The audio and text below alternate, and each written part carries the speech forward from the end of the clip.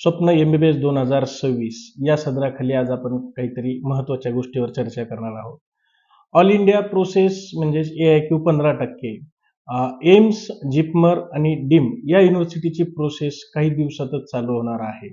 यामध्ये कुठल्या विद्यार्थ्यांनी पार्टिसिपेट करावं, कुठल्या रँकपर्यंत ॲडमिशन मिळेल, कुठली रँक आपल्यासाठी सेफ राहील, आपण भारतामध्ये किती एम्स कॉलेजेस आहेत, त्याच्यामध्ये कुठल्या कॅटेगरीला किती रँक सेफ असावी, डीम कॉलेजला आपण कुठल्या रँकपर्यंत महाराष्ट्रामध्ये सेफ असू शकतो, त्याचं फी स्ट्रक्चर काय असू शकतो. त्याचबरोबर ऑल इंडिया कोट्यामध्ये जे काही 15% सीट्स भरले जातात, जे काही गव्हर्नमेंट कॉलेजचे सीट्स भरले जातात MBBSचे, त्यामध्ये कॅटेगरी वाईज आपल्याला कुठल्या रँकपर्यंत आपण महाराष्ट्रामध्ये सेफ राहू शकतो. तर नमस्कार मित्रांनो और पालक मित्रांनो, मी डॉक्टर सुनील राऊत, संचालक हायटेक एज्युकेशन बीड. आजच्या या आपल्या स्वप्न MBBS 2026च्या सदराखाली आपण चर्चा करणार आहोत. ऑल इंडिया कोट्यामध्ये म्हणजेच 15% कोट्यामध्ये आपली जी काही आता 1 ते 2 दिवसामध्ये जी काही नोटीस येणार आहे, त्यामध्ये जी काही प्रोसेस चालू होणार आहे, त्यामध्ये कुठल्या रँकचा विद्यार्थी काय रँकला सेफ राहू शकतो आणि कुठलं कॉलेज मिळू शकतं याबद्दल आज आपण सविस्तर चर्चा करणार आहोत. तर आजच्या व्हिडिओचा तुम्ही शेवटपर्यंत पहा, ज्यामध्ये तुम्हाला एम्स, डीम्ड युनिव्हर्सिटी आणि ऑल इंडिया कोट्यामधील जे काही भारतामधील जे 15%चे गव्हर्नमेंट कॉलेजेस आहेत त्याबद्दल आपण सविस्तर चर्चा करणार आहोत. तर व्हिडिओ शेवटपर्यंत पहा. जर व्हिडिओ आवडला तर लाईक आणि शेअर करा आणि डिस्क्रिप्शन बॉक्समध्ये आमची जे काही नंबर दिलेले आहेत त्या नंबरला तुम्ही फोन करून आमच्या व्हॉट्सअप ग्रुपला जॉईन होऊ शकता. ज्यांना कोणाला पेड काउन्सिलिंग हवी असेल त्यांनी पण त्याच्या ग्रुपवरती लिंकवरती जाऊन जॉईन करून आम्हाला हाय म्हणून मेसेज टाका. आपल्यापर्यंत आमची टीम पोहोचून जाईल, आपल्याला सगळी माहिती दिली जाईल. तर विद्यार्थी व पालक मित्र, 2026ची जी काही नीटची एक्झाम झाली 3 मेला, त्यामध्ये बराचसा काही गोंधळ झाला, त्यामुळे परत रीनीट झाली. 21 जूनला एक्झाम झाली, त्याचा रिझल्टही आपल्या हाती आलेला आहे. MCCच्या पोर्टलवरती ऍडमिशन बद्दल काही हालचाली चालू झालेल्या आहेत, त्यामुळं येत्या 1 ते 2 दिवसामध्ये ऍडमिशन प्रोसेस चालू होईल. त्यामुळं मित्रांनो आणि पालक मित्रांनो आणि विद्यार्थी मित्रांनो, ही जी काही प्रोसेस चालू होणार आहे, तर याच्यामध्ये बरेचसे विद्यार्थ्यांनी स्कोर चांगला केलेला आहे. त्यातील काही विद्यार्थी एम्सला लागू शकतात, काही गव्हर्नमेंट कॉलेजला लागू शकतात, काहींना डीम्ड घ्यायचं असेल तर ते विद्यार्थी डीम पण घेऊ शकतात. तर माझं सांगणं हेच आहे की जे विद्यार्थी एम्सला जाऊ इच्छितात त्यांनी जी काही आमची विद्यार्थी पेड काउन्सिलिंग त्यांना ऑलरेडी आम्ही माहिती दिलेली. ज्या विद्यार्थ्यांना याच्याबद्दल काही माहिती नाही त्यांनी हे व्हिडिओबद्दल माहिती करून घ्यावी. तर विद्यार्थी व पालक मित्र, आपल्या भारतामध्ये टोटल एम्स कॉलेज असे 20 कॉलेजेस आहेत, ज्याच्यामध्ये की टोटल जागा ज्या आहेत आपल्या, ह्या जागा 2257 जागा आहेत. आणि जे काही येऊ घातलेलं कॉलेज आहे त्याबद्दल आपण सविस्तर एक व्हिडिओ पण बनवला होता. हरियाणा या राज्यामध्ये रेवारी गावामध्ये 50 सीट्सचं एम्स कॉलेजची परमिशन भेटली आहे. म्हणजे 2257 प्लस 50 जर केलं तर 2307 सीट होतात. 2307 असे सीट्स पूर्ण ह्या वर्षी प्रोसेसला असतील. त्याचबरोबर अजून 4 कॉलेज जे आहेत की ते प्रोव्हिजन मध्ये आहेत, ते ह्या वर्षी येतील, नंतर येतील एम्स. त्याच्याबद्दल अजून कुठल्याही प्रकारचं नोटिफिकेशन आले नाही किंवा क्लॅरिफिकेशन झाले, त्याबद्दल आपण आता त्याच्याबद्दल चर्चा करू शकत नाही. जे काही पहिले 22 कॉलेज आणि हे असं 23 कॉलेज, आपलं 20 आणि हे 21 कॉलेज जे आहेत हे भारतामध्ये यावर्षी एम्सच्या प्रोसेसमध्ये 2026 मध्ये राहतील. त्याच्यामध्ये 2307 जागा असतील. तर लास्ट इयरचं जे काही आपण अनालिसिस केलं तर या अनुषंगाने पाहायला गेलं तर ओपन कॅटेगरीला जी सेफ रँक म्हणतो आपण, म्हणजे त्याच्या अंडर जे म्हणतो सेफ रँक किती आहे, तर ऑल इंडियाची जी काही विद्यार्थ्यांचा निकाल लागलेला आहे त्यामध्ये ओपन जनरल कॅटेगरीच्या विद्यार्थ्यांची जर रँक 7143च्या आतमध्ये असेल तर त्या विद्यार्थ्याला एम्स कॉलेज नक्की मिळणार. बरं, आता मिळणार तर कुठलं मिळणार, तर बऱ्याचशा पालकांचं आणि विद्यार्थ्यांचं काय असतं, सर मग आम्हाला दिल्लीचं कॉलेज मिळेल का, भोपाळचं मिळेल का, ऋषिकेशचं मिळेल का, जोधपूरचं मिळेल का. तर विद्यार्थी व पालक मित्र, प्रत्येक कॉलेजचा त्याप्रमाणे एक रँक आणि मेरिट लागलेलं असतं, त्यानुसारच तुम्हाला कॉलेज अलॉट होणार. जसंही मी तुम्हाला याच्या अगोदरच्या भरपूर व्हिडिओमध्ये सांगितलं की तुम्ही मार्काचा विचार करू नका, तुम्ही तुमच्या रँकचा विचार करा. तर हे जे काही 20 कॉलेजेस आहेत, तर याच्यामध्ये सेफ मध्ये राहायचं असेल तर तुम्हाला तुमची ऑल इंडिया रँक जनरल कॅटेगरीला 7143 रँक पाहिजे. त्याच खालोखाल ईडब्ल्यूएसच्या विद्यार्थ्याला किती पाहिजे, तर 12057च्या आतमध्ये जर कॅन्डिडेट असेल ईडब्ल्यूएस कॅटेगरीचा, तो या एम्स मध्ये त्याला ऍडमिशन नक्की मिळेल. त्या 20 पैकी कुठल्याही कॉलेजला त्याच्या रँकनुसार हे फर्स्ट टू थर्ड राऊंड पर्यंत अपग्रेड होऊन जाईल. त्याच खालोखाल ओबीसीचं जर पाहायला गेलं तर ओबीसीला 8617ची रँक ही सेफ रँक मानली जाते. SC कॅटेगरीला जी आहे ती 51,471 रँक ही सेफ मानली जाते आणि ST कॅटेगरीला जी आहे 70,969. ह्या 5 कॅटेगरी ऑल इंडियाच्या प्रोसेसला कन्सिडर केल्या जातात. बाकी स्टेट वाईज तुमचं कॉन्स्टिट्युशनल रिझर्वेशन जे आहे त्याप्रमाणे त्या कॅटेगरीला वेगवेगळे रिझर्वेशन त्यांचे रँक ते वेगवेगळे असतात. त्याबद्दल आपण सविस्तर वेगवेगळ्या टप्प्याटप्प्यात त्याविषयी चर्चा करणार जेव्हा स्टेट काउन्सिलिंग चालू होईल त्यावेळेस. तर विद्यार्थी व पालक मित्र, एम्स बद्दल तुम्ही आता ऐकलं की जे काही 20 कॉलेजेस आहेत त्याच्यामध्ये 5 कॅटेगरीला तुम्हाला सेफ कुठली रँक आहे त्याच्या अंडर जर तुम्ही असताल तर तुम्हाला पहिल्या राऊंड पासून ते तिसऱ्या चौथ्या राऊंड पर्यंत तुम्हाला अपग्रेड होत राहील. त्याच्यामध्ये जे विद्यार्थी असतील त्यांचे किंवा ज्यांचे पाल्य असतील तर त्या पालकांनी आणि विद्यार्थ्यांनी हा याच्यावरती व्यवस्थित अभ्यास करून चॉईस फिलिंग करावी. मग तुम्हाला कुठलेही कॉलेज एम्स नक्कीच मिळेल. आता ह्या खालोखाल आपण जी काही महत्वाची प्रोसेस आहे ऑल इंडिया प्रोसेसमध्ये जी काही भारतातल्या प्रत्येक राज्यातली गव्हर्नमेंट कॉलेज ज्याची 15% ऍडमिशन्स ही MCC म्हणजे मेडिकल काउन्सिलिंग कमिटीच्या प्रोसेसच्या अंतर्गत होतात. त्याच्यामध्ये तुम्हाला कुठल्या कॅटेगरीला कुठली सेफ स्कोर आहे. तर आपण कुठल्या राज्याबद्दल चर्चा करणार आहोत तर आज आपण पर्टिक्युलर महाराष्ट्र राज्याबद्दल चर्चा करणार आहोत की महाराष्ट्र राज्यामध्ये ऑल इंडियामध्ये तुम्ही ज्यावेळेस पार्टिसिपेट करणार आहात तर त्यावेळेस तुम्हाला कुठली रँक कुठल्या कॅटेगरीला सेफ राहते. तर याच्यात महाराष्ट्राबद्दल चर्चा करायची म्हणजे मग तुमच्या कॅटेगरीची जी काही आपल्या महाराष्ट्रातली कॉन्स्टिट्युशनल रिझर्वेशन आहे ज्याच्यामध्ये विजे SBC NT वगैरे येतात तर तसं नाही. ही प्रोसेस ऑल इंडिया लेवलला म्हणजे MCCच्या लेवलला होते. यामध्ये फक्त 5च रिझर्वेशन धरला जातात. एक जनरल, EWS, OBC, SC आणि ST. ह्याच प्रोसेसच्या अंतर्गत आपण महाराष्ट्रामधल्या कॉलेजला MCC मधनं ऑल इंडिया प्रोसेसमध्ये गव्हर्नमेंट कॉलेजला कुठली रँक सेफ राहू शकते.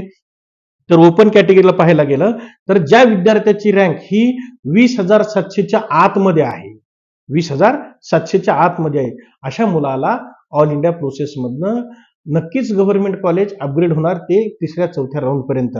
तर विद्यार्थी व पालक मित्र, आपण 20,700च्या ऐवजी असं म्हणूया की 20,000 जर रँक धरली तर आपल्यासाठी सेफ आहे. अशा विद्यार्थ्यांना तुम्हाला ऑल इंडियामधनं गव्हर्नमेंट कॉलेज मिळतं. बरं, महाराष्ट्राच्या प्रोसेसमध्ये जातो त्यावेळेस ही रँक सेफ आहे. त्यांना तिथनंही ह्या रँकला नक्कीच गव्हर्नमेंट कॉलेज मिळतं. त्या खालोखाल जर आपण EWSचं पाहिलं तर EWSच्या विद्यार्थ्याला रँक किती लागते सेफ तर 23,500. आपण 23,500च्या आतमध्ये EWS मध्ये आपली रँक असेल ऑल इंडियाची तर तुम्ही ऑल इंडिया प्रोसेसमधनं गव्हर्नमेंट कॉलेज तुम्हाला थर्ड राऊंड पर्यंत अपग्रेड होऊ शकतं. त्याच खालोखाल जर OBCची पाहिली तर 25,000च्या आत जर रँक असेल तुमची 24,700 तर आपण एक 24,500 पर्यंत धरूयात. 24,500च्या आतमध्ये रँक असाल तर तुमचं नक्कीच तुम्ही ऑल इंडिया प्रोसेसमध्ये नक्कीच सेफ असाल गव्हर्नमेंट कॉलेज महाराष्ट्रात भेटण्यासाठी. त्याचबरोबर SCचे जर पाहिले गेले रँक तर SCची रँक जी आहे 1,20,000 ते 1,25,000च्या मध्ये तुमची रँक असेल तर तुम्ही नक्कीच थर्ड राऊंड पर्यंत त्याच्यामध्ये सेफ झोन मध्ये असताल. तुम्हाला नक्कीच त्याच्यामध्ये तुम्हाला कॉलेज ऑल इंडियामधनंही गव्हर्नमेंट मिळतं. त्याच खालोखाल जर STचं पाहिलं तर 1,45,000 ते 1,50,000च्या मध्ये जर रँक असेल तुमची ऑल इंडिया रँक ST कॅटेगरीतनं तर तुम्ही नक्कीच त्याच्यामध्ये सेफ असाल. पण आता हे जे आपण पाहिलं ऑल इंडियातनं जे महाराष्ट्राच्या कॉलेजला विद्यार्थी लागतात याच्यामध्ये जर पाहायला गेलं आपण तर याच्यातली ही जी काही रँक आहे ह्या रँकमध्ये तुम्ही 85% जी काही प्रोसेस आहे आपल्या ऑल इंडिया महाराष्ट्र स्टेटची CET सेलची त्याच्यामध्येही तुम्हाला गव्हर्नमेंट कॉलेज मिळतं. बट समहाऊ विद्यार्थ्यांना काही भीती वाटते बाबा ऑल इंडियामध्ये पण आम्हाला घ्यायला पाहिजे का नाही. तर घ्यायला पाहिजे तसं तुम्हाला जर कॉलेज चांगलं मिळत असेल तर घ्यायलाच काही हरकत नाही. बाकी तुमचं तर 85% तुम्हाला कॉलेज मिळू शकतं. आता याच्यानंतर जे काही ऑल इंडियाची प्रोसेस आहे 15% याच्यातला महत्वाचा टप्पा म्हणजे काय तर डीम्ड युनिव्हर्सिटी. तर डीम्ड युनिव्हर्सिटीमध्ये ज्या विद्यार्थ्यांना ऍडमिशन घ्यायचं आहे तर अशा विद्यार्थ्यांना टोटल भारतामध्ये टोटल कॉलेज किती आहेत तर 61 युनिव्हर्सिटीज आहेत डीम्ड युनिव्हर्सिटी. त्याचबरोबर आपल्या महाराष्ट्रामध्ये 16 डीम्ड युनिव्हर्सिटीज आहेत. आता ह्या 16 युनिव्हर्सिटी जर बोलायला गेलं आपल्याला तर आपल्याकडं 10 लाखापासून ते 28 लाख रुपये पर इयर पर्यंतच्या वेगवेगळ्या युनिव्हर्सिटीज आहेत. प्रत्येक युनिव्हर्सिटीचं फी स्ट्रक्चर वेगवेगळं आहे. प्रत्येक युनिव्हर्सिटीचे रूल वेगळे आहेत. काही युनिव्हर्सिटीला फीस इन्क्रीमेंट आहे, काहीला नाहीये.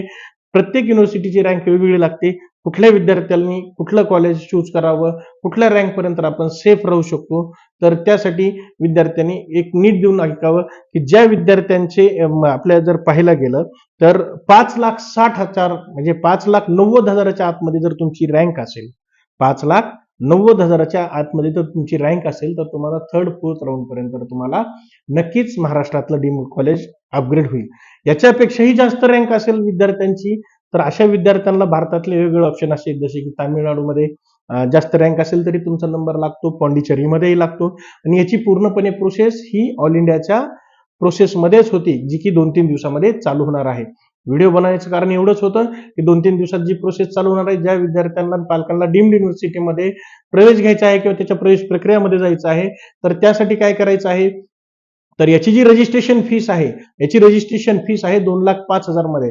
तर या 2,05,000 मध्ये काय आहे, तर 2 लाख तुमचं सिक्युरिटी डिपॉझिट आहे. ते तुम्हाला तुमचा प्रवेश झाला, तुम्ही प्रवेश घेतला तरी तुम्हाला प्रोसेस झाल्याच्या नंतर विदिन 90 डेज तुमच्या अकाउंटला ते क्रेडिट होऊन जातं.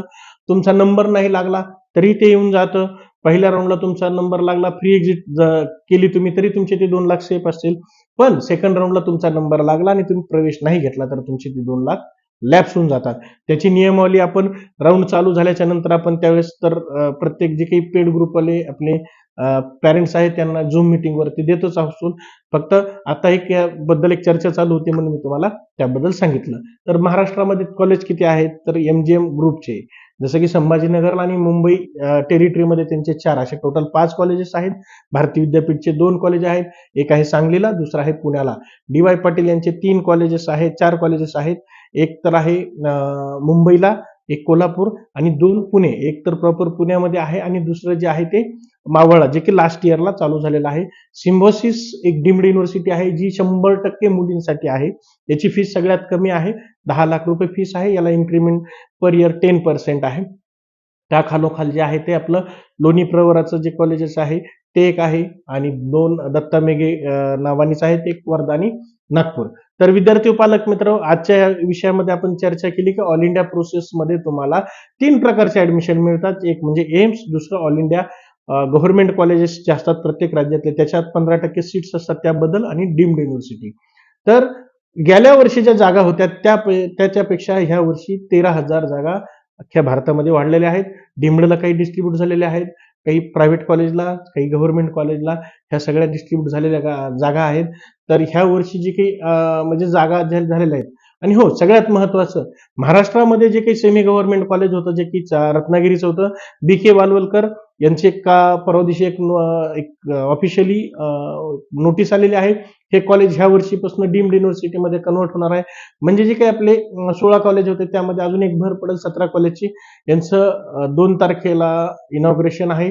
ते झाल्याच्या नंतर प्रोसेसमध्ये त्यांचे सीट्स वगैरे काय असतील, त्याचं फी स्ट्रक्चर काय असेल, त्याबद्दल आपण सविस्तर चर्चा करणार आहोत. तर मी आशा करतो की हा व्हिडिओ तुम्हाला नक्कीच आवडला असेल.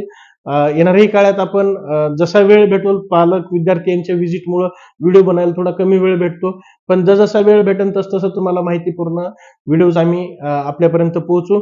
आवडला असेल तर चॅनलला लाईक, सबस्क्राईब करा. आणि ज्यांना कोणाला गरज असेल त्यांना व्हॉट्सअपचे जे काही लिंक दिलेली आहे मी ग्रुपची, त्याच्यात जॉईन व्हा. ज्यांना पेड काउन्सिलिंग हवी असेल, ग्रुप डिस्क्रिप्शन बॉक्समध्ये आमच्या ऑफिसचे नंबर दिलेले असेल, त्याच्या पूर्ण प्रोसेसबद्दल आपल्याला माहिती दिली जाईल. अपेक्षा करतो तुम्हाला व्हिडिओ आला. तुर्तास आजच्या व्हिडिओला इथंच थांबतो. भेटू नवीन व्हिडिओमध्ये, नवीन कंटेंटमध्ये. धन्यवाद.